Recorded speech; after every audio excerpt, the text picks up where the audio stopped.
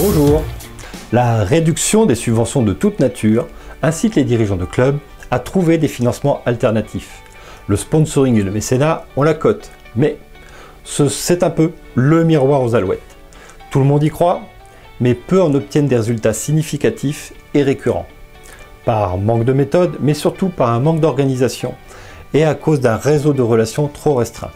L'erreur est de croire que l'on peut remplacer tout ou partie des subventions par n'importe quelle recette, alors que la nature même de la ressource la prédestine à un usage. Les investissements sont financés par les ressources du compte de bilan. L'épargne, l'emprunt, les apports extérieurs dont font partie le mécénat, le financement participatif ou les dons des fondations, ce sont des ressources adaptées à des dépenses lourdes, à caractère exceptionnel et que l'on peut anticiper.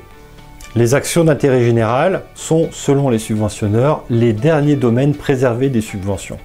C'est l'intérêt de la collectivité, celui du public, mais ce sont trop souvent des actions à la charge des associations.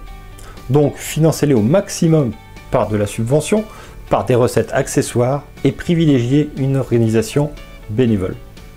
Avec le fonctionnement, nous touchons au cœur de l'activité de l'association et à ses besoins vitaux dès lors que l'on a des salariés. Il est indispensable d'attribuer au fonctionnement de l'association ses ressources les moins fragiles. Dans le cas d'une association sportive, ce sont toutes les recettes qui proviennent des adhérents. Les cotisations, tous les services aux adhérents, les stages, les ventes et tout ce qui vient des compétitions. Toutes les recettes accessoires présentent déjà un degré de fragilité plus important. Donc réservez-les pour financer des activités non stratégiques. Plus la part des activités traditionnelles de l'association sera importante, mieux l'association résistera aux difficultés économiques. Par exemple, pour pérenniser l'emploi, sans les aides, il faut que les ressources propres qui proviennent des adhérents couvrent au moins 70% de la masse salariale. Comment? C'est ce que je vous propose de découvrir dans la formation Développer les ressources propres. À bientôt!